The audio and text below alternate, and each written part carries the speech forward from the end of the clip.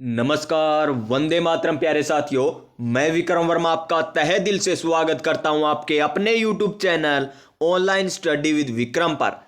तो प्यारे साथियों, आप सभी स्वस्थ होंगे, मस्त होंगे और अपनी अपनी तैयारी में व्यस्त होंगे। और इसी तैयारी को और मजबूत और शानदार और दमदार बनाने के लिए हम कर रहे हैं संपूर्ण राजस्थान जीके। जी हां प्यारे विद्यार्थियों, संपूर्ण राजस्थान जीके, चाहे हम बात करें जियोग्राफी की, चाहे हिस्ट्री की, चाहे कला संस्कृति की, यानी राजस्थान का भूगोल, राजस्थान का इतिहास, राजस्थान की कला संस्कृति, सारे के सारे सब्जेक्ट हम प्रीवियस ईयर क्वेश्चन के माध्यम से कर रहे हैं, यानी 2024 तक। जी हां, 2024 तक जितने भी क्वेश्चन पूछे गए हैं सारे के सारे करेंगे ऑफिशियल फाइनल आंसर की के साथ और व्याख्या सहित। और आपको स्क्रीन पर दिखाई दे रहा होगा कि किस प्रकार क्वेश्चन एग्जाम में पूछे गए हैं, उनकी व्याख्या भी आपको दिखाई दे रही होगी। 2024 तक चाहे वो पटवार के एग्जाम में क्वेश्चन पूछे गए हो, पशुधन सहायक के एग्जाम में पूछे गए हो, पीटीआई के एग्जाम में पूछे गए हो, या फिर वीडियो के एग्जाम में RAS first grade, second grade, college lecturer यानी आरपीएससी और अधीनस्थ बोर्ड के द्वारा अब तक जितने भी पेपर हुए हैं ना, सभी पेपर करेंगे और टॉपिक वाइज। जैसे पहले हम राजस्थान का भूगोल कर रहे हैं तो पहला हमारा टॉपिक होगा राजस्थान के भौतिक प्रदेश हो जाएगा, उसके बाद मृदा टॉपिक आ जाएगा, जलवायु टॉपिक आ जाएगा। जैसे ही हमारा राजस्थान का भूगोल कंप्लीट, राजस्थान की कला संस्कृति करेंगे, उसके बाद राजस्थान का इतिहास करने वाले हैं। तो प्यारे साथियों, इस क्लास को लास्ट तक लगा लेना और क्लास अच्छी लगे ना तभी इस क्लास को लाइक करना है, चैनल को सब्सक्राइब करना है और पास में जो बेल आइकन है उसे दबा लेना ताकि आप इस तरीके से प्रीवियस ईयर क्वेश्चन कर सको। अभी कुछ नहीं करना, क्लास पूरी होने के बाद पहले स्क्रीन को बड़ा कर लीजिए, आपको सारे के सारे क्वेश्चन अच्छे तरीके से आपको करने हैं। और आज हमारी कितनी नंबर क्लास रहने वाली है? 7 नंबर क्लास रहने वाली है। इससे पहले हमारी 6 क्लास हो चुकी है जिसकी आपको प्लेलिस्ट मिल जाएगी। हमारे चैनल पर ही जाइए प्लेलिस्ट में और ऊपर ही ऊपर हमारी यही क्लास की प्लेलिस्ट मिलेगी जिसमें 6 क्लासें आपको मिल जाएगी और 7वीं क्लास ये हमारी रहने वाली है। तो देखिए, राजस्थान का संक्षिप्त अवलोकन हम कर चुके हैं जिसमें हमने राजस्थान के बारे में सामान्य जानकारी के बारे में पढ़ा था। उसके बाद देखिए, राजस्थान के भूगोल अर्थव्यवस्था की बात करें जिसमें हमारा टॉपिक स्टार्ट हुआ था राजस्थान का परिचय, स्थिति, विस्तार और भौतिक विभाग, जिसमें हम राजस्थान का परिचय भी पढ़ेंगे, स्थिति पढ़ेंगे यानी अंतरराष्ट्रीय सीमा, अंतरराज्यीय सीमा, विस्तार 23 डिग्री 3 मिनट से लेकर 30 डिग्री 12 मिनट उत्तरी अक्षांश है, यानी इस प्रकार विस्तार पढ़ेंगे। उत्तर से दक्षिण राजस्थान की चौड़ाई या लंबाई कह दीजिए 826 है, पूर्व से पश्चिम 869 किलोमीटर है, यानी और इनके बीच का अंतर 43 किलोमीटर है। इस प्रकार जो क्वेश्चन पूछे गए हैं वो हम करने वाले हैं। और भौतिक विभाग कितने भागों में? 4 भागों में बांटा गया। ये आपको बता दिया पीछे वाली क्लासों में, एक बार मैं आपका वापस से रिवीजन करवा रहा हूं। 4 भागों में कौन कौन से? नंबर 1 मरुस्थलीय प्रदेश, नंबर 2 अरावली प्रदेश, नंबर 3 पूर्वी मैदानी प्रदेश, नंबर 4 हाड़ौती प्रदेश। और हाड़ौती प्रदेश को और किस नाम से जाना जाता है? दक्षिण पूर्वी पठारी प्रदेश के नाम से जाना जाता है। इतना मैटर हम कर चुके हैं और इस टॉपिक के हम 135 क्वेश्चन कर चुके हैं। कितने? 135। देखिए किस प्रकार व्याख्या है, सारी व्याख्या आ जाएगी, जैसे संगणक, स्टेनोग्राफर, आरएएस, लाइब्रेरियन के एग्जाम में किस प्रकार क्वेश्चन आए, सारे के सारे क्वेश्चन। तो चलिए चलेंगे हमारे क्वेश्चन नंबर 136 पर। नई ऊर्जा, नई उमंग के साथ, नए मोटिवेशन के साथ इस क्वेश्चन को हम स्टार्ट करते हैं, इस क्लास को स्टार्ट करते हैं। और मोटिवेशन क्या है? काम करो ऐसा कि एक पहचान बन जाए, हर कदम ऐसा चलो कि निशान बन जाए। जी हां, हर कदम ऐसा चलो कि निशान बन जाए। यहां जिंदगी तो हर कोई काट लेता है मेरे दोस्त, जिंदगी जियो इस कदर की मिसाल बन जाए, जिंदगी जियो इस कदर की मिसाल बन जाए। तो क्वेश्चन नंबर 136 देखिए, क्या है क्वेश्चन नंबर 136 कि निम्नलिखित में से कौन सा पठार माउंट आबू पर्वत के स्थल से 8 किलोमीटर दूर गुरु शिखर चोटी के नीचे स्थित है? देखिए क्वेश्चन को किस प्रकार घुमा दिया एग्जामिनर ने। यहां पर उद्योग निरीक्षक एग्जाम 2018 में यह क्वेश्चन पूछा गया। अच्छा क्वेश्चन है। वैसे आप सभी को पता है कि माउंट आबू में कौन कौन से पठार हैं। एक तो आबू का पठार है और एक कौन सा पठार है, उड़िया का पठार है। और ये मैंने आपको कल की क्लास में भी बताया था कि उड़िया का पठार तो राजस्थान का सबसे ऊंचा पठार है। राजस्थान का सबसे ऊंचा पठार है कौन सा, उड़िया का पठार, जो कहां पर है, माउंट आबू सिरोही में। नंबर 2 पर ऊंचा पठार कौन सा, आबू का पठार, जो कहां पर है, यह भी माउंट आबू सिरोही में। तो देखिए गुरु शिखर चोटी के नीचे कौन सा है, क्या बोराट का पठार है क्या, नहीं गुरुजी, बोराट का पठार तो कहां पर स्थित है, बोराट का पठार तो कुंभलगढ़ और गोगुंदा के मध्य स्थित है। कहां पर है, कुंभलगढ़ और गोगुंदा के मध्य स्थित है। कहां पर, कुंभलगढ़ और गोगुंदा के मध्य स्थित है।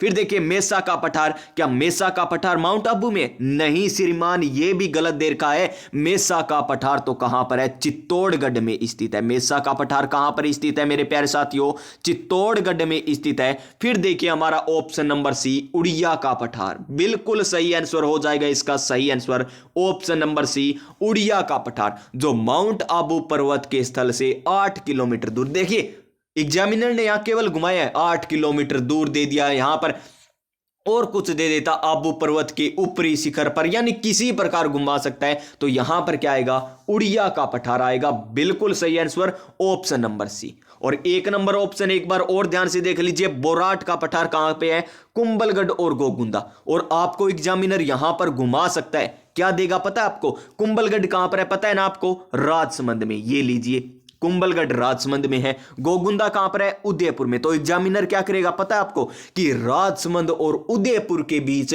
कौन सा पठार स्थित है, पूछा गया था ना क्वेश्चन, कल आपको यह करवाया था, राजसमंद और उदयपुर के बीच कौन सा पठार है, तो बोराट का पठार स्थित है। यानी एग्जामिनर क्वेश्चन प्रीवियस ईयर क्वेश्चनों से ही घुमाकर पूछेगा। और यहां पर प्रीवियस ईयर क्वेश्चन आपको इस तरीके से करवाए जाएंगे, चाहे एग्जामिनर किस प्रकार ही घुमा ले क्वेश्चन। और ये देखिए कल मैंने आपसे क्वेश्चन भी पूछा था कि उड़िया के पठार की ऊंचाई कितनी है, तो उड़िया के पठार की ऊंचाई है 1360 मीटर। कितनी है, 1360 मीटर इसकी ऊंचाई है।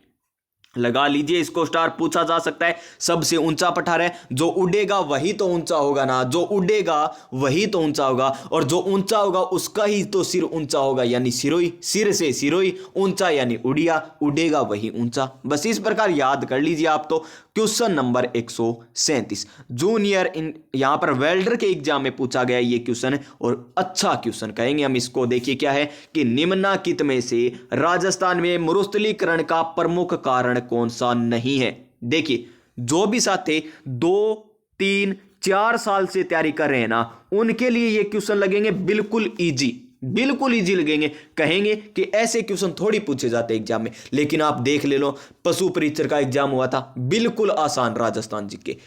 एलडीसी का एग्जाम हुआ, बिल्कुल आसान राजस्थान जी के। जूनियर अकाउंटेंट हुआ, आपको वो जो सब्जेक्ट है ना वो हार्ड पूछा था, लेकिन राजस्थान जी के इतना आसान पूछ लेता है एग्जामिनर कि अब क्वेश्चन नहीं बचे ज्यादा, सारे के सारे क्वेश्चन आ गए, जिस प्रकार ये क्वेश्चन है। और देखिए एक एग्जाम में नहीं, ये बहुत बार एग्जाम में पूछा गया है कि राजस्थान में मरुस्थलीकरण का प्रमुख कारण कौन सा नहीं है। नमी की कमी, अति पशुचारण, नगरीकरण, शुष्क कृषि। आपने इसका आंसर क्या सोचा, अगर आपने इसका आंसर सोचा है ऑप्शन नंबर डी शुष्क कृषि, तो आपका बिल्कुल सही है। देखिए एग्जाम में यही गलती होती है, हम एकदम क्या कर देते हैं, नगरीकरण कर देंगे, फिर हम देखेंगे कि हमने तो नहीं पढ़ा। इस प्रकार एग्जाम में गलतियां होती है, क्वेश्चन आसान आते हैं, गलतियां हो जाती है। और जो पहली बार कर रहे हैं तैयारी, उसके लिए तो ये क्वेश्चन बहुत ही अच्छे लेवल के हैं। नेक्स्ट देखिए इसका सही आंसर ऑप्शन नंबर डी, और यहां पर इसके कारण देख लीजिए, मरुस्थलीकरण के कारण कौन कौन से। देखिए व्याख्या देखिए बड़ी शानदार है। मरुस्थलीकरण के प्रमुख कारण, अतिचारण यानी पशुचारण, पशु चरेंगे तो मरुस्थलीकरण ज्यादा होगा, ज्यादा पशुचारण होगा तो नमी की कमी हो जाएगी, तो रेगिस्तान में क्या धूल भरी आंधियां चलती है तो रेगिस्तान का विस्तार होगा। वायु अपवर्तन होता ही है। नगरीकरण, नगर की संख्या बढ़ेगी तो मरुस्थलीकरण बढ़ेगा। जल अपवर्तन से भी बढ़ेगा, वन उन्मूलन से भी बढ़ेगा, यहां पर मरुस्थलीकरण इंपॉर्टेंट है। नेक्स्ट क्वेश्चन, ये भी एग्जाम में पूछा गया, वेल्डर के एग्जाम में। और 138 नंबर क्वेश्चन क्या है, गिरवा पहाड़ियां कौन से जिले में स्थित है। और इसकी तो मैंने आपको ट्रिक बता रखी है ना, गिरेंगे कब, जब उदय होगा, क्योंकि हमारी आंखें ही नहीं खुलती है पूरी तरह तो हम गिर जाएंगे। जैसे हमारी क्या है, जो कहते हैं, क्या कहते हैं, बेड कह दीजिए, उससे उठकर चलते हैं तो गिर जाते हैं। कब होते हैं, उदय होता है तब गिरते हैं ना। तो उदयपुर में है गिरवा की पहाड़ियां, गिर गया वो कब, उदय होते ही, यानी उदयपुर में। गिरवा पहाड़ियां कौन से जिले में, उदयपुर जिले में, यानी ऑप्शन नंबर सी हो जाएगा इसका एकदम सही आंसर। क्या हो जाएगा, ऑप्शन नंबर सी। तो देखिए गिरवा की पहाड़ियां राजस्थान के उदयपुर जिले में स्थित है और आसपास की पहाड़ियों का आकार किस प्रकार है, अर्धचंद्राकार या तस्तरी की तरह इनका आकार दिखता है। और गिरवा स्थानीय भाषा में पहाड़ी को ही कहा जाता है, अतः उदयपुर सही विकल्प है। ठीक है जी, समझ में आया। तो चलिए नेक्स्ट क्वेश्चन पर चलते हैं। क्वेश्चन नंबर 139 क्या है, प्रयोगशाला सहायक है क्या, ठीक है। तो किसमें, ग्रेड थर्ड में पूछा गया, ये किसमें, ग्रेड थर्ड में पूछा गया। और क्वेश्चन क्या है कि जून जुलाई, ये महीने याद रखिए बस, ये एग्जामिनर घुमा के पूछेगा कि जून जुलाई में कौन से जिले में सर्वाधिक धूल भरी आंधियां चलती है। कौन सा जिला है वो, बीकानेर है, जैसलमेर है, जोधपुर है या गंगानगर है। तो इसका आंसर एकदम सही हो जाएगा हमारा प्यारा सा गंगानगर जिला। कौन सा, गंगानगर जिला, ऑप्शन नंबर डी। अब एग्जामिनर इस क्वेश्चन को किस प्रकार पूछ सकता है कि गंगानगर जिले में सर्वाधिक धूल भरी आंधियां कौन से महीने में चलती है, जून जुलाई में, अगस्त सितंबर में, अक्टूबर नवंबर में या जनवरी फरवरी में।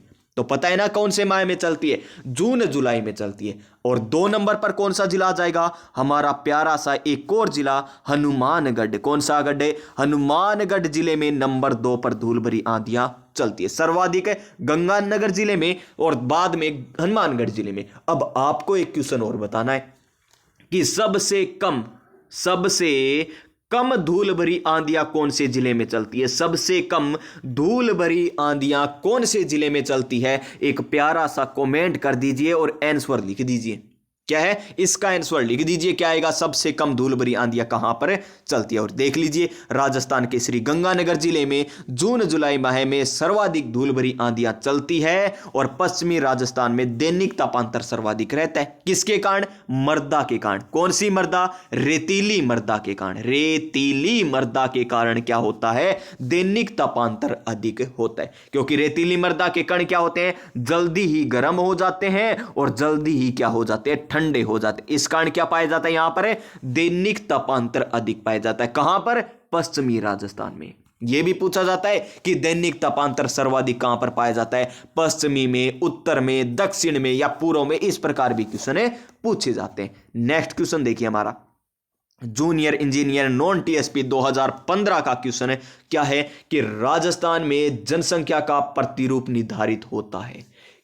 राजस्थान में जनसंख्या का प्रतिरूप निर्धारित होता है, यानी कहां पर जनसंख्या किस प्रकार निवास करेगी। तो देखिए खनिज जहां पर ज्यादा होंगे यानी या जहां पर खनिज कम होंगे उसके आधार पर जनसंख्या निवास करती है क्या, नहीं करती। क्या मतलब, खनिज कहां पर ज्यादा उपलब्ध हो रहे हैं, नहीं हो रहे, इसका कोई मतलब नहीं है। संस्कृति पद्धतियों द्वारा, नहीं जी।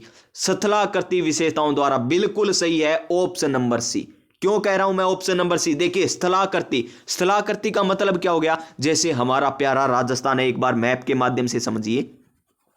ये हो गया हमारा प्यारा सा राजस्थान, है ना, राजस्थान प्यारा सा। तो देखिए यहां पर क्या है, जैसलमेर जिला, जैसलमेर में जनसंख्या ज्यादा निवास करती है। या फिर हम बात करें ये पहाड़ी क्षेत्र ले लीजिए, कोई माउंट आबू सिरोही ले लीजिए, वहां पर निवास करती है। या मरुस्त जो मैदानी भाग है जैसे जयपुर हो गया, टोंक हो गया, यहां पर ज्यादा निवास करती है। तो कहां पर ज्यादा निवास करेगी, जहां पर मैदानी भाग ज्यादा होगा। मैदानी भाग क्यों, क्योंकि वहां पर आप फसल भी ज्यादा उत्पादन कर सकते हो। रेतीली भाग में कौन सी फसल होगी, यहां पर जैसलमेर में सम के धोरों में कौन सी फसलें होगी, तो खाने के लिए नहीं होगा। तो जनसंख्या कहां से ज्यादा होगी, यहां पर तो जनसंख्या कम हो जाएगी ना, यहां पर ज्यादा हो जाएगी। तो यही ये कह रहा है कि स्थलाकृति विशेषताओं द्वारा जनसंख्या का क्या है, प्रतिरूप निर्धारित होता है। समझ में आया, तो ऑप्शन नंबर सी कर दीजिए इसका बिल्कुल सही आंसर।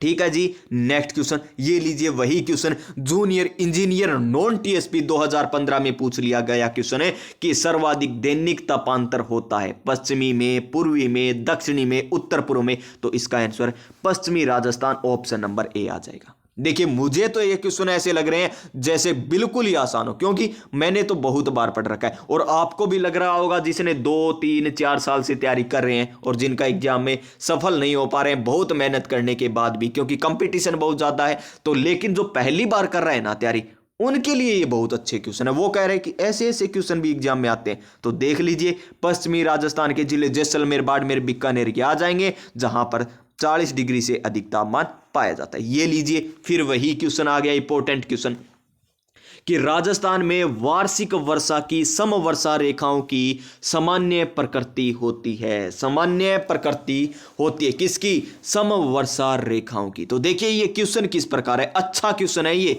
और अच्छे लेवल का है। वो चाहे 2 3 साल से तैयारी करे हो, 4 साल से तैयारी करे हो, कोई मतलब नहीं है, अच्छा क्वेश्चन है ये, बहुत ही अच्छा क्वेश्चन है। तो देखिए क्वेश्चन क्या कह रहा है, हमें क्वेश्चन को समझने के लिए क्या आना चाहिए, राजस्थान का मैप आना चाहिए। ठीक है जी, राजस्थान का मैप बनाइए। जियोग्राफी को जितना ज्यादा मैप से पढ़ोगे ना उतना ज्यादा समझ में आएगा। ये लीजिए, यहां पर कौन सी है, अरावली, कौन सा प्रदेश, अरावली प्रदेश आ जाता है जो राजस्थान को 2 भागों में बांटता है। और यहीं पर ही कौन सी समवर्षा रेखा है, यहां पर ही है 50 सेंटीमीटर समवर्षा रेखा। कौन सी? 50 सेंटीमीटर। और यहां पर कौन सी है, 25 सेंटीमीटर।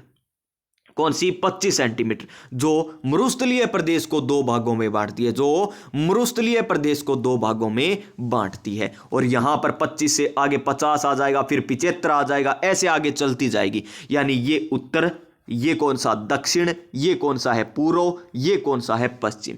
ये देखिए, अब बताइए, उत्तर पश्चिम में है 25, फिर आगे चला 50, फिर आगे चलेगा 75 आ जाएगा। यानी इस प्रकार समवर्षा रेखा में क्या होती जा रही है, बढ़ोतरी होती जा रही है, यानी आगे बढ़ती जा रही है। तो वार्षिक वर्षा की समवर्षा रेखाओं की सामान्य प्रकृति होती है उत्तर पूर्व से दक्षिण पश्चिम, उत्तर पूर्व से दक्षिण पश्चिम। नहीं, इस प्रकार थोड़ी है, ये इस प्रकार नहीं है ना, तो ये गलत हो जाएगा। फिर देखिए पूर्व से पश्चिम, क्या इस प्रकार है क्या? नहीं, पूर्व से पश्चिम भी नहीं है। फिर देखिए उत्तर पश्चिम से दक्षिण पूर्व, ये रहा उत्तर पूर्व, यानी ये इस प्रकार चल रही है ना, तिरछी चल रही है ना, यानी उत्तर पूर्व से दक्षिण पूर्व इसका सही आंसर ऑप्शन नंबर सी। क्या उत्तर से दक्षिण है? नहीं, ऐसे भी नहीं है, ये ऐसे भी नहीं है। तो किस प्रकार है? Option number C. एकदम आपको मैप के माध्यम से समझाया, समझ में भी आ गया होगा, दिशा का ज्ञान होना चाहिए, तभी इस क्वेश्चन को आप अच्छे तरीके से कर पाएंगे। तो समझ में आ गया, तो चलिए नेक्स्ट क्वेश्चन पर चलते हैं। ये देखिए, यहां पर कह भी रहा एग्जामिनर, नहीं व्याख्या कह रही है एग्जामिनर, तो क्या कहेगा यहां पर, राजस्थान में सर्वाधिक वर्षा प्राप्त करने वाला जिला भीलवाड़ा था, न्यूनतम, गलत है। कर लीजिए यहां पर झालावाड़, क्या कर लीजिए, झालावाड़ कर लीजिए, झालावाड़। राजस्थान में सर्वाधिक वर्षा प्राप्त करने वाला जिला झालावाड़ और न्यूनतम वर्षा जैसलमेर में।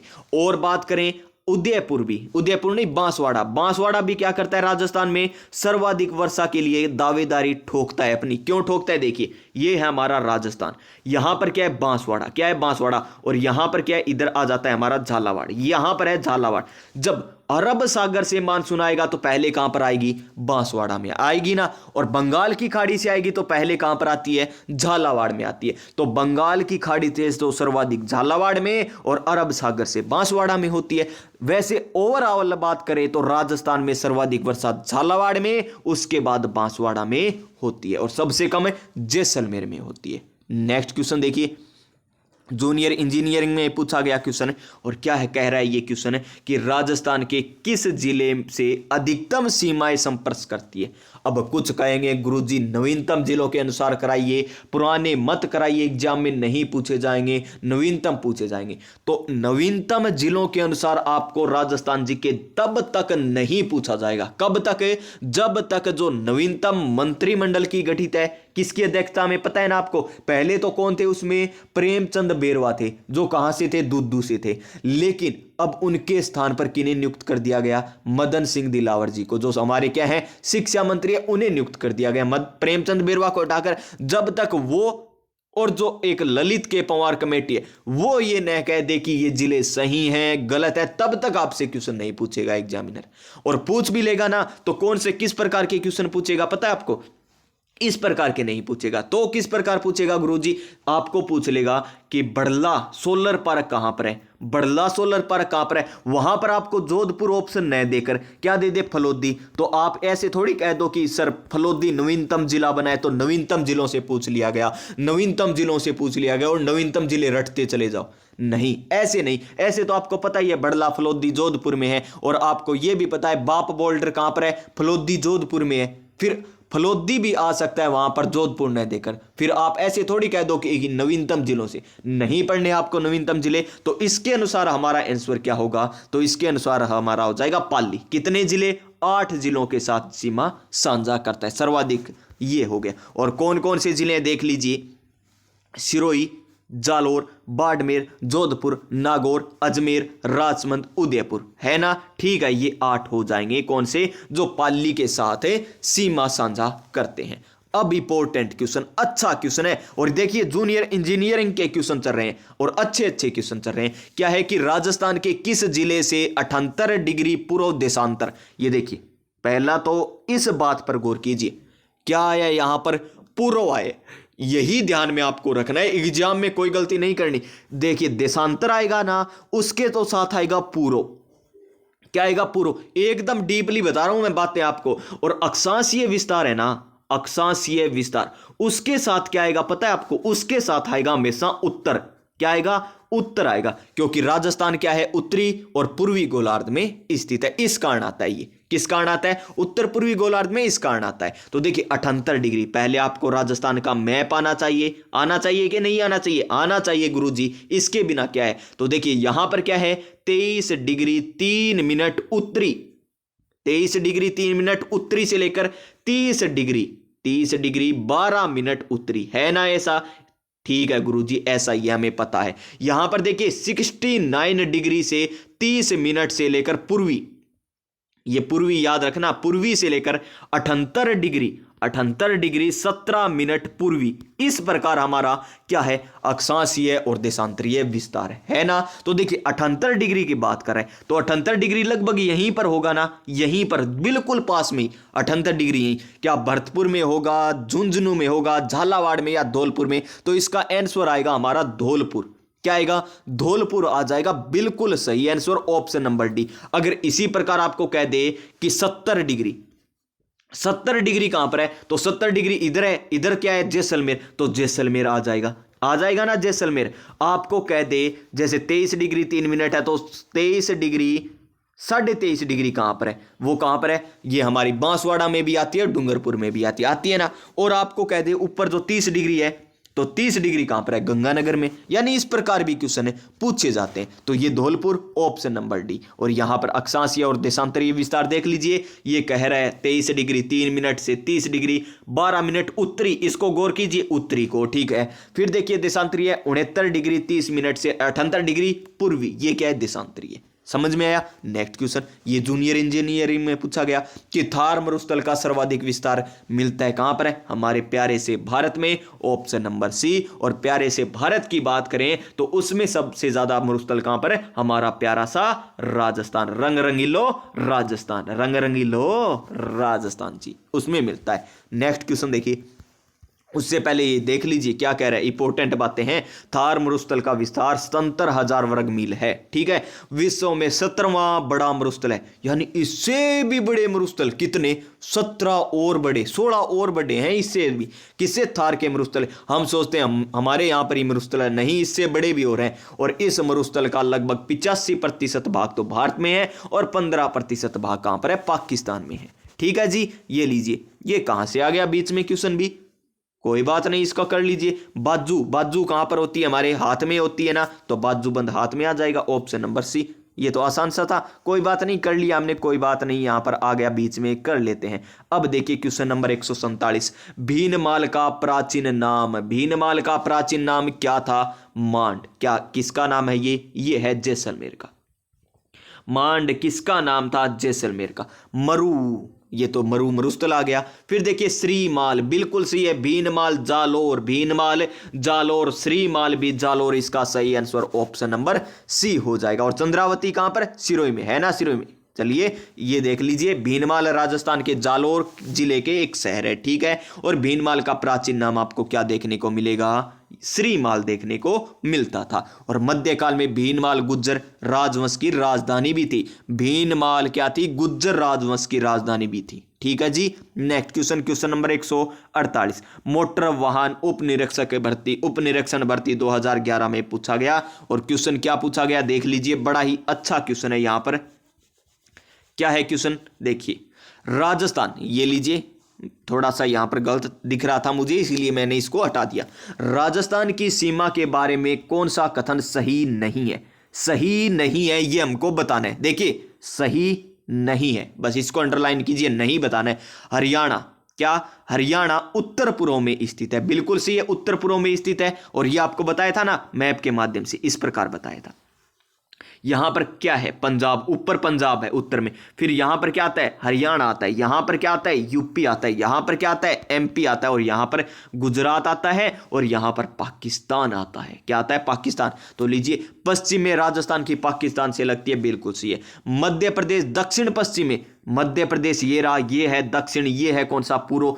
दक्षिण पूर्व में है मध्य प्रदेश, न कि दक्षिण पश्चिम में, तो ये गलत हो जाएगा। और पंजाब कहां पर? उत्तर में, ये भी सही है। तो आ गया समझ में? पंजाब, हरियाणा, यूपी, मध्य प्रदेश, गुजरात और पाकिस्तान में ये आपको सारी दिशा का ज्ञान है। और तो चलिए इसका आंसर ऑप्शन नंबर सी हो जाएगा। क्या हो जाएगा? Option number C. Next question देखिए, और ये सारी आपको मैंने पहले बता दी थी कि पंजाब के साथ न्यूनतम सीमा लगती है कितनी? 89। मध्य प्रदेश के साथ सर्वाधिक 1600 किलोमीटर लगती है।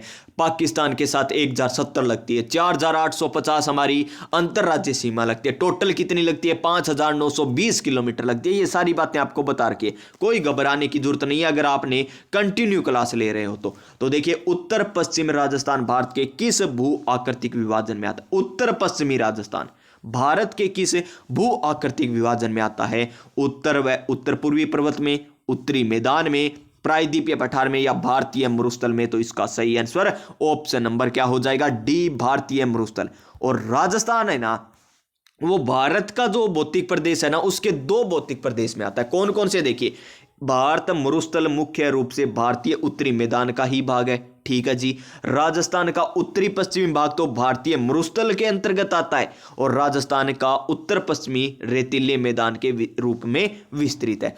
यहां पर क्या कहना चाह रहा है ये व्याख्या में देखिए, ये हमारा प्यारा सा राजस्थान, यानी ये जो पश्चिमी भाग है ना, ये वाला मरुस्थलीय भाग हो गया, ये आता है किसके अंतर्गत आता है? भारतीय मरुस्थल के अंतर्गत आता है। और पठारी भाग है ना जो ये वाला, ये किस में आता है? हमारा मैदानी भाग में आता है। ये वाला, ये मैदान हो गया। ये जो गंगा बेसिन है ना, गंगा बेसिन, ये इंपॉर्टेंट है, नाम इंपॉर्टेंट है। गंगा बेसिन में आता है ये।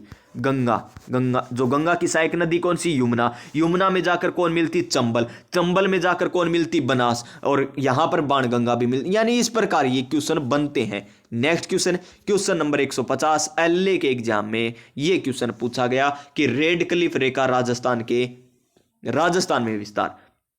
तो बता दीजिए, रेड क्लिफ रेखा पाकिस्तान के साथ बनाती है ना, तो लीजिए ये हमारा प्यारा सा राजस्थान। यहां पर गंगानगर जिले का कौन सा? गंगानगर जिले का यहां पर हिंदूमल कोट। कौन सा? गंगानगर जिले का हिंदूमल कोट। और यहां पर बाड़मेर का कौन सा? बाखासर। और कितनी है ये? 1070। कौन कौन से जिले? गंगानगर, बीकानेर, जैसलमेर, बाड़मेर। याद है ना? 1070 किलोमीटर। सर्वाधिक कौन? जैसलमेर लगाता है। न्यूनतम कौन? बीकानेर लगाता है। जैसलमेर कितनी? 464। बीकानेर कितनी? 164। इंदुमल कोट गंगानगर से लेकर बाखासर बाड़मेर तक ये फैला हुआ है। Option number A. देखिए, इसको किस प्रकार याद करेंगे? गांव को, जिस प्रकार ये हमारा प्यारा सा राजस्थान है, इनके गांव किस प्रकार समझेंगे? देखिए, एक गांव यहां पर है जो सबसे दक्षिण में, एक गांव यहां पर है जो सबसे उत्तर में, एक गांव यहां पर है, एक गांव यहां पर है। तो इसको किस प्रकार समझेंगे? यानी एकदम पश्चिमी की बात करें तो यहां पर है कटरा गांव। कौन सा गांव? कटरा गांव, जो कहां पर है? सम जैसलमेर में। कटरा यानी पाकिस्तान हमारा क्या है? कट्टर दुश्मन। तो याद हो गया ना, कटरा गांव। और देखिए, नीचे नीचे क्या है? बांसवाड़ा है ना, नीचे नीचे क्या है? बांसवाड़ा। और बांस कहां पर उगते हैं? भूमि में उगते हैं ना, भूमि में। बांस भूमि में ही उगते हैं। और हम पानी भी कहां से निकालते हैं? भूमि से। और भूमि से पानी बोर कर निकालते हैं ना, तो यहां पर बोरनाड़ा आ जाएगा। और यहां पर देखिए, यहां पर वर्षा ज्यादा होती है धौलपुर में, यानी सीलन ज्यादा होगी, यानी सिलोन गांव हो जाएगा। सिलोन गांव हो जाएगा। और यहां पर देखिए कौन सा बन रहा है ऐसे ऊपर? ऊपर जो ये है ना, ये यहां पर क्या बन रहा है, ये कोण बन रहा है, इस प्रकार याद करना है बस। कोण बन रहा है यानी यहां पर कोणा गांव आ जाएगा। क्या आ जाएगा, कोणा गांव, सिलोन गांव, बोरवाड़ा, और यहां पर कटरा गांव आ जाएगा। याद रख लेना। ये साथ की साथ मैंने और बातें बता दी, और ये इतना इंपॉर्टेंट नहीं है, 17 अगस्त 1947 वाला ये नहीं पूछा जाता। नेक्स्ट क्वेश्चन, थार के मरुस्थल की बात कर रहा है। ये प्यारा सा क्वेश्चन एलए के एग्जाम में पूछा गया कि थार के मरुस्थल का क्षेत्रफल, पहले क्या दे रखा है, क्षेत्रफल, उसके बाद जनसंख्या। आपको बता रखा है 60-40, याद रखिए, इसके आसपास मिलेगा आपको ऑप्शन। तो यहां पर 50-50 है, गलत है। 61-40 बिल्कुल सही है। 70 नहीं, 70 नहीं, ऑप्शन नंबर बी 60-40, 60-40 ये लीजिए। थार के मरुस्थल में 61% तो लगभग क्या पाया जाता है, मरुस्थल का क्षेत्रफल पाया जाता है, और 40% यहां पर राजस्थान की जनसंख्या निवास करती है। ठीक है जी। नेक्स्ट क्वेश्चन क्या कह रहा है, हमें कह रहा है कि निम्नलिखित में से क्षेत्रफल के अनुसार राजस्थान का सबसे बड़ा शहर कौन सा है। राजस्थान का सबसे, वैसे तो कौन सा है, जैसलमेर। कौन सा है, जैसलमेर। कितना है, 38,401, 38,401 है। लेकिन हमें तो इन ऑप्शन में से बताना है। यहां पर एग्जामिनर ने अच्छा ऑप्शन दिए, हमें इन ऑप्शन में से बताना है, क्योंकि कंफ्यूज किन में होंगे, जोधपुर और बीकानेर में। ये तो आप अपने आप ही काट दोगे, इनमें कंफ्यूज होंगे। लेकिन कंफ्यूज नहीं होना, बीकानेर इसका सही आंसर होगा, ऑप्शन नंबर डी। देख लीजिए यहां पर बीकानेर का कितना है क्षेत्रफल, 27,244 वर्ग किलोमीटर है बीकानेर का। जोधपुर का 22,850 है। और इसी प्रकार हम बात करें 38,401 है, ये 38,401 है, ये जीरो ज्यादा आ गई, तो जैसलमेर का 38,401, और धौलपुर का 30,33। कितना गुना, ये लैब असिस्टेंट के एग्जाम में पूछा गया, 12.66 गुना है। किससे, धौलपुर के क्षेत्रफल से। याद है ना। नेक्स्ट क्वेश्चन, क्वेश्चन नंबर 153, हमें करना है मिलान। तो कर दीजिए, कोई मुश्किल नहीं है। बांसवाड़ा कहां पर है, नीचे ही नीचे, नीचे ही नीचे कौन सी आती है, 23 डिग्री 3 मिनट वाला आता है, तो मिला लीजिए 23 डिग्री 3 मिनट उत्तर में। फिर देखिए जैसलमेर, जैसलमेर कहां पर है, यहां पर पश्चिम में, यहां पर क्या आता है, 69 डिग्री 30 मिनट आता है, ये लीजिए मिला दीजिए। धौलपुर यहां पर पूर्व में है, और पूर्व में क्या आता है, 78 डिग्री 17 मिनट आता है। ठीक है जी। और गंगानगर ये ऊपरी ऊपर 30 डिग्री 12 मिनट उत्तर आ जाएगा। तो मिला लीजिए, मिला भी दिया, और अब लिख लीजिए। पहले में क्या आया, 3 नंबर। ठीक है जी। फिर दूसरे में आया 2 नंबर, फिर तीसरे में आया 4 नंबर, और चौथे में आया 1 नंबर। यानी 3 2 4 1, 3 2 4 1, 3 2 4 1 कौन से ऑप्शन में है, 3 2 4 1 हमारा 3 2 4 1 option number B, basic computer अनुदेशक 2022 में ये क्वेश्चन पूछा गया था। क्वेश्चन नंबर नेक्स्ट 154 नंबर क्वेश्चन कनिष्ठ अभियंता में पूछा गया, और क्वेश्चन क्या है कि कथन सत्य है, सत्य कथन हमें बताना है।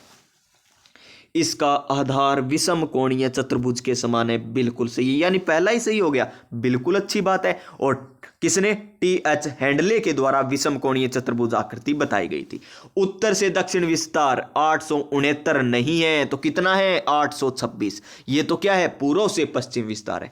इसकी स्थलीय सीमा 6,920 नहीं, 5,920 है। ठीक है जी। फिर देखिए इसका क्षेत्रफल 3,42,239 वर्ग किलोमीटर, न कि 329। तो ये भी गलत है, ये भी गलत है, ये भी गलत है। इसका सही आंसर ऑप्शन नंबर ए हो जाएगा। क्या हो जाएगा, ऑप्शन नंबर ए।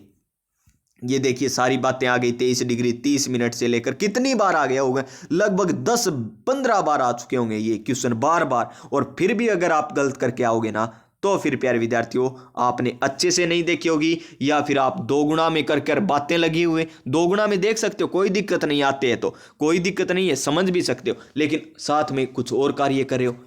बीच में शॉर्ट देख ली, बीच में कुछ कर लिया, फिर क्लास लगा ली, फिर शॉर्ट, ऐसे याद नहीं होते। 23 डिग्री 30 मिनट से लेकर कहां पर 30 डिग्री कर रहा है, 23 डिग्री 3 मिनट। देखिए ज्यादा बार किए तभी तो ये समझ में, वरना 30 डिग्री 3 मिनट एक बराबर लिखेंगे हमें एग्जाम में। 30 डिग्री 11 मिनट, यहां पर 69 डिग्री। ये क्या कह रहा है जी, सारे मुझको तो गलत रख रहे हैं। यहां पर 30 डिग्री आएगा, व्याख्या गलत दे रखी है इसने। और देखिए 3 डिग्री नहीं, क्षेत्रफल देखिए 3,42,239 है। भौगोलिक क्षेत्रफल कितना है यहां पर, 10.41%। किसका, भारत का। भारत का राजस्थान क्षेत्रफल कितना है, प्रतिशत के हिसाब से 10.41%। वैसे 3,42,239। समचतुर्भुज रोम्बस के समान आकृति 826 हमारा उत्तर से दक्षिण है और पूर्व से पश्चिम 839, अंतर 43 किलोमीटर, स्थलीय सीमा 5920 है। और यही देख लीजिए क्वेश्चन, आसान क्वेश्चन है ये, तो देख लीजिए जयन सिविल में पूछा गया, कनिष्ठ अनुदेशक में, आरएएस में पूछा गया ये क्वेश्चन कि क्षेत्रफल कितना है, 3,42,239 वर्ग किलोमीटर। ऑप्शन नंबर सी। आसान क्वेश्चन क्यों आते हैं? ताकि विद्यार्थी आगे भी एग्जाम देता रहे, उसे ऐसा ना लगे कि पेपर दो ही आवे कौन दे आगे, ऐसा ना सोचे, इसलिए आते हैं। देख लीजिए ये क्वेश्चन कितने बार 2018, 16, 19, 93 और उसके बाद भी ये क्वेश्चन पूछा गया है। भूगोलिक कितना है? 10.41%। Option number A. भारत का कितना प्रतिशत है क्षेत्रफल के हिसाब से? 10.41%। ये देखिए फिर इतने एग्जाम में उत्तर से दक्षिण कितना है? 826। ये रहा ऑप्शन नंबर डी। और पूर्व से पश्चिम, ये पूर्व से पश्चिम आ जाएगा 869। ठीक है, ऑप्शन नंबर डी बिल्कुल सही। ठीक है जी, चलिए ये अंतर पूछ लिया, कितना है? 800। ये क्या है? पूर्व से पश्चिम और चौड़ाई और उत्तर से दक्षिण लंबाई में अंतर क्या है? तो 869 में से 826 घटाओगे तो 43 किलोमीटर निकल कर आएगा, ऑप्शन नंबर बी।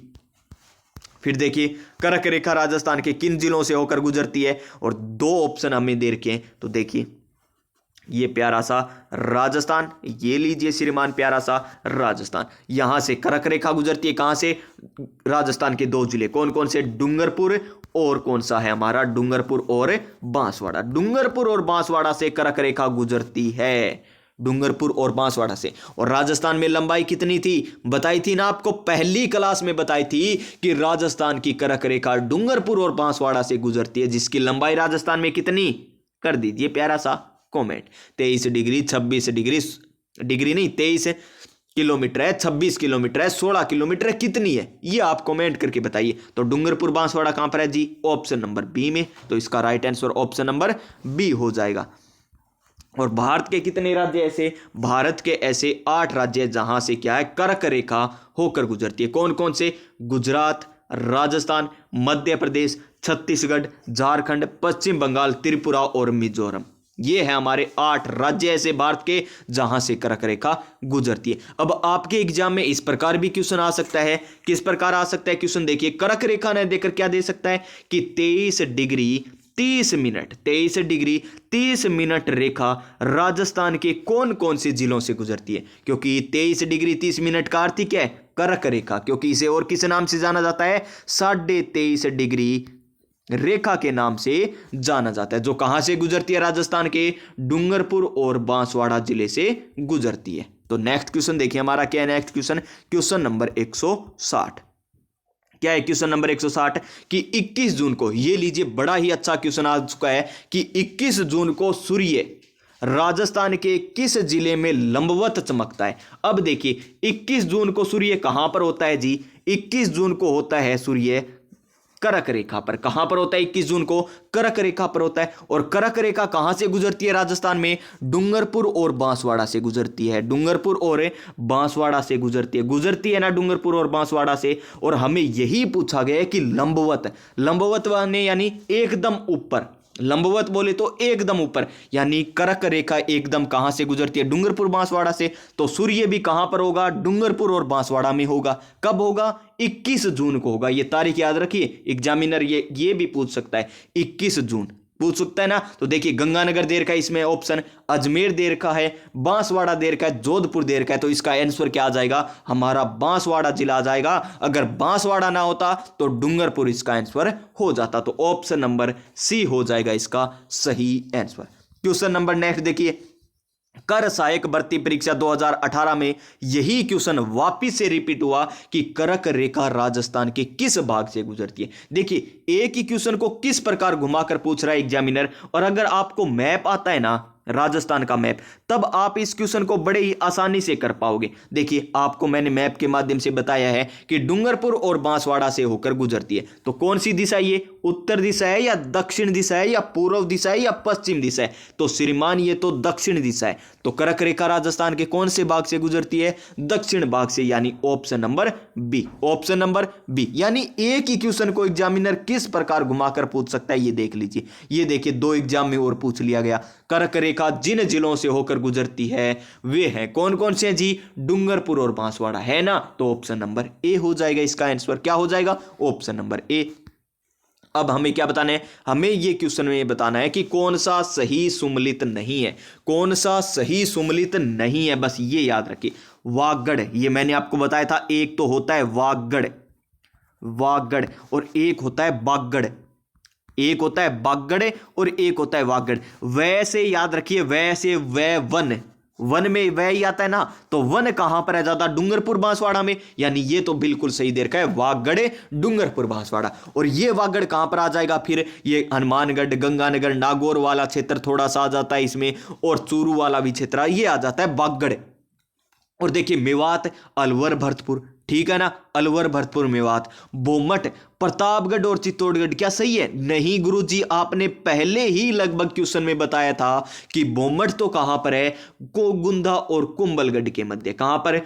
कुंभलगढ़ और गोगुंदा के मध्य बताया था ना आपको। कुंभलगढ़ राजसमंद में है, नहीं वो तो बोराट का है। ये बोमट कहां पर है? बोमट है उदयपुर में, उदयपुर में ही है, ठीक है जी, उदयपुर में है। और हाड़ौती, कोटा, बूंदी, झालावाड़ ये भी सही है। तो गलत कौन सा है इसमें? बोमट गलत दे रखा है, ऑप्शन नंबर सी। बाकी तीनों क्या दे रखे में? सही दे रखे। ये देख लीजिए बोमट क्या है, ये बोमट क्षेत्र एक पहाड़ी क्षेत्र है जो उदयपुर जिले में स्थित है। कहां पर है? उदयपुर में, ठीक है जी। नेक्स्ट क्वेश्चन देखिए, हमारा नेक्स्ट क्वेश्चन क्या है, 164 नंबर क्वेश्चन, ग्राम विकास अधिकारी 2022 में पूछा गया, यानी वीडियो के एग्जाम में यह क्वेश्चन पूछा गया था कि राजस्थान में पश्चिमी विक्षोभ से वर्षा किन महीनों में होती है। इंपॉर्टेंट क्वेश्चन, और एग्रीकल्चर में हर बार यह क्वेश्चन पूछा गया, एग्रीकल्चर सुपरवाइजर के एग्जाम में। देखिए ये हमारा प्यारा सा राजस्थान, हर क्वेश्चन को मैं मैप के माध्यम से बताता हूं, हर क्वेश्चन को, ताकि आप मैप से इतना पढ़ लो कि आपका कोई भी क्वेश्चन गलत नहीं हो। पश्चिमी विक्षोभ यानी पश्चिम से आएगा, लीजिए पश्चिम से आएगा, ये आ रहा है पश्चिमी विक्षोभ, ये आ रहा पश्चिमी विक्षोभ, पश्चिमी विक्षोभ आ रहा है ना। पश्चिमी विक्षोभ कहां से उत्पन्न होता है? ये भूमध्य सागर से, भूमध्य सागर से पूछा जाने वाला क्वेश्चन कि पश्चिमी विक्षोभ या उद्गम कब होता है। और इसे क्या कहते हैं? मावठ वर्षा कहते हैं। यानी ये जो विक्षोभ आता है ना, ये सर्दियों में आता है। कब आता है? सर्दियों में। और सर्दी कब पड़ती है? दिसंबर और जनवरी में पड़ती है। ऑप्शन नंबर डी हो जाएगा, यानी दिसंबर और जनवरी में मावठ वर्षा होती है ना मावठ वर्षा। और कहां पर होगी पता है आपको? ये ज्यादातर होगी पश्चिमी राजस्थान में। कहां पर? पश्चिमी राजस्थान में। और देखिए दिसंबर और जनवरी कब चलता है? अब चल रहा है ना, आपको पता है दिसंबर चल रही है, जनवरी। तो अब बिजाई किसकी हुई है? या तो आपने बिजाई कर रखी होगी चना की, या आपने बीज रखा होगा गेहूं, या फिर सरसों भी बीज रखी होगी, सरसों भी बीज रखी होगी आपने। तो देखिए इन फसलों के लिए ये क्या होती है? मावठ लाभदायक होती है, क्योंकि इन दिनों आती है तो इनके लिए लाभदायक होगी। तो एग्जामिनर पूछ लेता है कि मावठ वर्षा किसके लिए लाभदायक होती है, निम्न में से किसी लाभदायक है? सरसों के लिए, गेहूं के लिए, जौ के लिए, या फिर और दे देगा, फिर कहेगा 1 2 3 सही, 2 3 सही। तो 1 2 3 सही है, यानी उनके लिए कौन सी फसलें हैं? ये सभी की है, रबी की फसलें। यानी मावठ वर्षा रबी की फसल के लिए इंपॉर्टेंट है, मानी जाती है, यानी लाभदायक मानी जाती है। और देखिए रबी में 2 अक्षर, चना में 2 अक्षर, गेहूं में 2 अक्षर, जो देख लीजिए। यानी इस प्रकार थोड़ा सा याद कर सकते हो, रबी गेहूं 2 वाले, गेहूं के साथ हम सरसों भी बिजाई करते हैं, बस इस प्रकार याद कर लीजिए। दिसंबर जनवरी में आता है। और उद्गम देख लीजिए कहां से होता है? भूमध्य सागरीय क्षेत्र से इसका उत्पन्न होता है। और रबी की फसलों के लिए मावठ इसको कहा जाता है। और क्या बताऊं प्यारे विद्यार्थियों, शीतकालीन वर्षा है, उत्तर पश्चिमी क्षेत्र में होती है। और जिले भी आपको बता दिए, दिसंबर जनवरी में, बस और तो कुछ नहीं बचा इसमें। तो ये लीजिए वही क्वेश्चन एग्रीकल्चर सुपरवाइजर में पूछा गया। और शीतकालीन वर्षा मावठ पश्चिमी विक्षोभों के द्वारा होती है, ठीक है जी, कोई दिक्कत नहीं हमारी।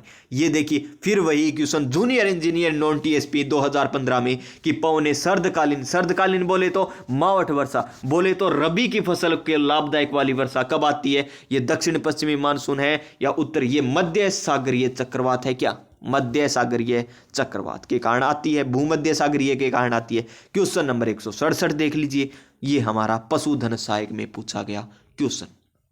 मैप बनाएंगे पहले तो, तभी तो अच्छे से समझ में आएगा। लीजिए मैप बना लिया गुरुजी हमने। तो ये अरावली बना दी, बनास नदी का उद्गम खमनोर की पहाड़ियों से होता है, ठीक है जी, खमनोर की पहाड़ियों से होता है। यहां से जाना पाव की पहाड़ियों 84 से प्रवेश करती है, चंबल नदी आती है और ये कहाँ पर चली जाती है, यमुना में आकर मिल जाती है, आती है ना। और यहीं से खमनोर की पहाड़ियों से बनास नदी का उद्गम होता है और ये भी मिल जाती है किसमें, चंबल नदी में। यानी कौन से भाग में बह रही है बनास नदी, बनास नदी बह रही है यहां पर मैदानी भाग में। ये देखिए ये मैदानी भाग है ना, तो मैदानी भाग में बह रही है, तो रेतीले मैदान में कहां इसका काम पड़ेगा, बनास का नहीं पड़ेगा ना। अरावली में है क्या, नहीं है गुरुजी। तो पूर्वी मैदान में बहती है, तो यहीं पर तो बनास बेसिन बनेगा। तो इसका सही आंसर हमारा ऑप्शन नंबर सी हो जाएगा। कुछ नहीं करना, केवल आपको मैप समझना है। मैप समझ लिया तो क्वेश्चन बहुत आसानी से कर दोगे आप। देखिए इसमें कोई ऐसा तो है नहीं कोई मुश्किल है, और मुश्किल भी है ये क्वेश्चन और मुश्किल भी नहीं है। यही तो कहानी है हमारे साथ पढ़ने की, मुश्किल है और मुश्किल भी नहीं है। ये देखिए हो गया ना ये क्वेश्चन आसान। ये देखिए क्या कह रहा है, यहां पर कह रहा है कि इसके अंतर्गत अलवर, भरतपुर, धौलपुर, करौली, सवाई माधोपुर, जयपुर, दौसा, भीलवाड़ा मैदानी भाग सम्मिलित है, यानी मैदानी क्षेत्र में बहती है। और चंबल की सहायक नदी है साथ के साथ, ये भी हमें पता चल गया। ठीक है गुरुजी, तो चलिए नेक्स्ट क्वेश्चन पर चल लेते हैं हम। और ये देखिए जयन सिविल डिप्लोमा कनिष्ठ अभियंता सिविल में पूछा गया क्वेश्चन कि सिरोही जिले में त्रिउढ़ाल, कौन सा जिला, सिरोही जिला, और त्रिउढ़ाल युक्त उबड़ खाबड़ पहाड़ियों को स्थानीय भाषा में क्या कहा जाता है। देखिए गिरवा, गिरा तो कब था, वो उदय होते ही गिरा था, ये तो उदयपुर में। और बोराट का पठार है, ये भी आपको बताया। थल्ली क्या होता है, मरुस्थल का प्रकार होता है। बचा क्या हमारे पास, भागकर। देखिए अगर आपने पूरी अच्छे तरीके से व्याख्या पढ़ रखी है तो ये क्वेश्चन नए भी आता हो ना तो भी ऑप्शन काट के कर सकते हो। गिरवा उदयपुर में हमने पढ़ रखा है, बोराट तो हमने ये बोराट का पठार तो गोगुंदा और वहां पर पढ़ रखा है, तो सिरोही में कैसे आएगा। थल्ली मरुस्थल में आता है, लेकिन बचा क्या, भागकर। तो इसका आंसर भागकर हो जाएगा, ऑप्शन नंबर बी। देखिए इस प्रकार पढ़िए कि आप क्वेश्चन करो ना तो ऑप्शन काट कर भी कर दो, बस तभी तो मजा आएगा क्वेश्चन करने का। क्वेश्चन नंबर 169 देखिए, वरिष्ठ कंप्यूटर अनुदेशक 2022 में पूछा गया। गिर गया वो उदय होते ही, बिल्कुल सही है जी। बाप बोल्डर फलोदी जोधपुर में है, बिल्कुल सही है जी। वृद्ध सीमा भ्रंच, ये कल आपको बताया था, जो हाड़ौती पठार का भाग है, जो बूंदी और सवाई माधोपुर जिलों में विस्तृत है, ये भी सही है। तो बचा कौन सा हमारा, भागकर, जो डूंगरपुर बांसवाड़ा में देर का है, जो कि गलत देर का है। तो क्या आएगा यहां पर, सिरोही आएगा। क्या आएगा, सिरोही आ जाएगा। क्या आ जाएगा, सिरोही आ जाएगा। नेक्स्ट क्वेश्चन क्या है, लीजिए। और पुष्प क्षेत्र, ये इंपॉर्टेंट, नया पहली बार नाम सुनाई दे रहा होगा आपको, पुष्प क्षेत्र। और पुष्प क्षेत्र किसको कहते हैं, डूंगरपुर और बांसवाड़ा को। लगा लीजिए इसको स्टार। 2-3-4 साल से तैयारी कर रहे हैं ना, उन्होंने ही पहली बार सुना होगा ये तो, पुष्प क्षेत्र डूंगरपुर बांसवाड़ा। क्वेश्चन नंबर 170 है आज का हमारा अंतिम क्वेश्चन, क्योंकि 35 क्वेश्चन हमने कर लिए आज की क्लास में। तो अंतिम क्वेश्चन देखिए, 70 डिग्री पूर्वी। देखिए पूर्वी आया ना, देशांतर है तब जिले से होकर गुजरता है, तो वही क्वेश्चन है, हमने पहले भी पढ़ा था। और ये आरएएस में और कनिष्ठ में पूछा गया, Dholpur. Option number B, option number B हो जाएगा। ये लीजिए 69 डिग्री 30 मिनट पूर्वी देशांतर से प्रारंभ होकर 78 डिग्री 17 मिनट पूर्वी देशांतर है। और अक्षांशीय विस्तार 23 डिग्री 3 मिनट से लेकर कितना, 30 डिग्री 12 मिनट उत्तरी अक्षांश। देखिए इतनी बार आपको रिपीट करवा रहा हूं मैं, फिर भी अगर गलत होता है ना क्वेश्चन, तो प्यारे विद्यार्थियों आपकी किस्मत है वो। अब किस्मत मान लो, चाहे आपका क्या मान लीजिए, आपकी मेहनत मान लो, कुछ भी मान लो, फिर अगर गलत करते हो ना तो फिर प्यारे विद्यार्थियों मैं कुछ नहीं कह सकता। देखिए 70 डिग्री पूर्वी, ये जैसल, क्या हो गया जी, ओ तेरी 70 डिग्री देर का है, ये मैंने क्या बता दिया, धौलपुर। मैं वापिस उसी क्वेश्चन पर चला गया। देखिए 69 डिग्री 30 मिनट आपको बार बार बता रहा हूं, देखिए फिर भी गलत हो गया ना। अब देखिए अब हम क्या बताएं, हो गया ना गलत। ये देखिए 78 डिग्री यहां पर है, यहां पर 70 डिग्री आएगा तो जैसलमेर आएगा, यहां पर धौलपुर थोड़ी आएगा। साफ साफ दिखाई दे रहा है, फिर भी गलत हो गया। देखिए इतनी बार पढ़ा फिर भी गलत हो गया। क्यों होता है ये, क्योंकि हम थोड़ा दिमाग ज्यादा लगा लेते हैं। मैंने सोचा वही क्वेश्चन है कर देते हैं, तो इसी प्रकार एग्जाम में होता है हमारे साथ। क्या इतना इजी क्वेश्चन पटाख से लगाएंगे क्वेश्चन। देखिए आपकी आंखों के सामने घटना घटी है गंभीर, यहां पर आपकी आंखों के सामने बड़ी घटना घट चुकी है और इस घटना पर गौर करने वाली बात है। ऐसी घटना एग्जाम में होते हैं ना, तब हम लाखों की संख्या में पीछे हो जाते। कितनी, लाखों की संख्या में हो जाते हैं। और ये मेरे से भी हुई है, आपसे भी होती है, सभी से होती है। और इसी घटना से हमें बचना है, तभी तो सिलेक्शन होगा प्यारे साथियों। आज के ये क्वेश्चन आपको किस प्रकार लगे? 170 क्वेश्चन तक हम कर चुके हैं, बड़े ही अच्छे तरीके से पूरी व्याख्या सहित कर लिया। अगर क्लास आपको अच्छी लगी हो तो अब कर दीजिए प्यारा सा लाइक। अब तक आपको मैंने नहीं कहा तो अब कर दीजिए। अब शेयर भी कर दीजिए, अच्छी लगी हो तो अपने दोस्तों के पास, कि यहां से क्लास लगा लीजिए और अच्छा स्कोर करके आइए एग्जाम में। और अपने साथियों से इस चैनल को सब्सक्राइब भी करा लीजिए और पास में जो बेल आइकन है उसे भी दबा लीजिए, ताकि आने वाली जो भी क्लास है ना उसका नोटिफिकेशन थाने सानू पहला मिल जाए। सानू पहला थे देख लियो और बाकी रह जा, रहनो कोई नहीं चाहिए, सारा मिलनी चाहिए क्लास। तो सारा बेल आइकन दबाइयो प्यारे साथियों। और पहली बार मैं ये कह रहा हूं आपको कि आपको मैं पूरा का पूरा सिलेबस करवाऊंगा, ये चाहे राजस्थान का भूगोल हो, कला संस्कृति हो, इतिहास हो। जैसे हम पहले पढ़े थे उसमें हमें राजवंश नहीं पढ़ पाए थे और यहां पर भौतिक प्रदेश नहीं पढ़ा था पहले, लेकिन अब की बार पूरा का पूरा पढ़ लेंगे जब वीडियो पटवार का एग्जाम होगा। चाहे आपका एग्जाम हो 4th ग्रेड का, चाहे आपका एग्जाम हो आगे आने वाली 2nd ग्रेड का, 1st ग्रेड का, रीट का, कोई भी एग्जाम हो, क्वेश्चन यहीं से पूछे जाएंगे। तो प्यारे विद्यार्थियों, स्वस्थ रहिएगा, मस्त रहिएगा, अपनी अपनी तैयारी में व्यस्त रहिएगा। मिलते हैं नेक्स्ट क्लास में, तब तक जय हिंद, जय भारत।